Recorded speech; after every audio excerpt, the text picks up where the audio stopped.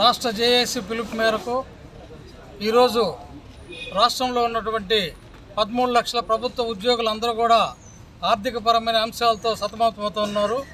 ఈ దిశలో అనేక దఫాలుగా రాష్ట్ర నాయకత్వం ఎన్నో మెమోరాండమ్స్ ప్రభుత్వానికి సమర్పించినా కానీ ఉద్యోగస్తులకు సంబంధించినటువంటి ఆర్థిక అంశాలన్నీ పెండింగ్లో పెట్టి ఉద్యోగస్తులందరినీ కూడా చాలా ఇబ్బందులకు గురి చేస్తున్నది.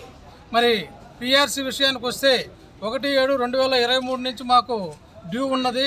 ఆ రోజు నుంచి కూడా ఈ రోజుకి కూడా ఎటువంటి చర్య తీసుకోకుండా అట్లే నాన్పుడు ధోరణిలో ప్రభుత్వం ముందుకెళ్తూ ఉంది. మరి పిఆర్సీ కమిషన్ నియామకం జరిగినప్పటికి కూడా పిఆర్సీ కమిషనర్ జిల్లాలు విచ్చేసి జిల్లాల్లో ఉన్నటువంటి ఒడిదుడుకులు అన్నీ కూడా కనుక్కొని ఉద్యోగస్తులకు ఉన్నటువంటి సమస్యలన్నీ కూడా తెలుసుకొని పిఆర్సీ రిపోర్ట్ను తయారు చేయాల్సిన అవసరం ఎంతైనా ఉంది. కానీ ఇంతవరకు కూడా ఆ కమిషన్ జిల్లాలు పర్యటించలేదు. ఇది చాలా కాలయాపన చేస్తూ ఊరికే కమిటీని నియమించింది కానీ ఎటువంటి చర్య తీసుకోలేదు. మరి అదేవిధంగా ఎంప్లాయీస్కి రావాల్సినటువంటి డిఏ బకాయిలు కానీ మరి సరెండర్ లీవ్లు కానీ ఇప్పటికి కూడా ఎటువంటి చర్య తీసుకోలేదు.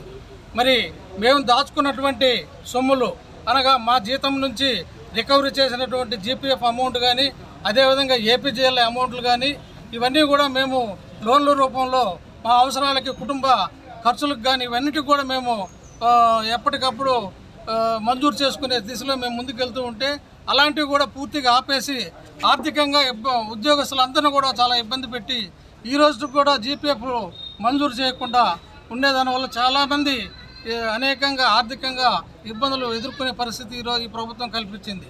మరి భవిష్యత్తులో ఇలాంటివన్నీ కూడా మేము ఎదుర్కోకుండా ఉండాలంటే మాకు ఈ సమస్యలన్నీ తీర్చాలని చెప్పి రాష్ట్ర జేఏసీ పిలుపు మేరకు 14వ తారీఖు నుంచి దశల వారీగా కార్యక్రమాలు మేము అన్ని జిల్లాల్లో ప్రారంభించడం జరిగింది. 14వ తారీఖున నిరసన తెలియజేస్తూ నల్ల బ్యాడ్జీలు ధరించి విధులకు హాజరు కావడం జరిగింది. మరి అదేవిధంగా 15, 16 తారీఖుల్లో లంచ్ అవర్ డెమాన్స్ట్రేషన్ చేయడం జరిగింది. ఈరోజు అనగా 17/2/2024 తారీఖున తాలూకా హెడ్ క్వార్టర్స్లో అన్ని తహసీల్దార్ కార్యాలయాల వద్ద ర్యాలీ మరియు ధర్నా కార్యక్రమాన్ని నిర్వర్తించడం జరుగుతుంది. మరి భవిష్యత్తులో అనగా ఇప్పటికి కూడా ప్రభుత్వం ఎటువంటి చర్య తీసుకోకుండా ఉంటే మేము 20వ తారీఖున జిల్లా వ్యాప్తంగా కూడా ఉమ్మడి జిల్లా వ్యాప్తంగా ఉద్యమాన్ని ర్యాలీ మరియు ధర్నాన్ని నిర్ణయించడం జరుగుతుంది.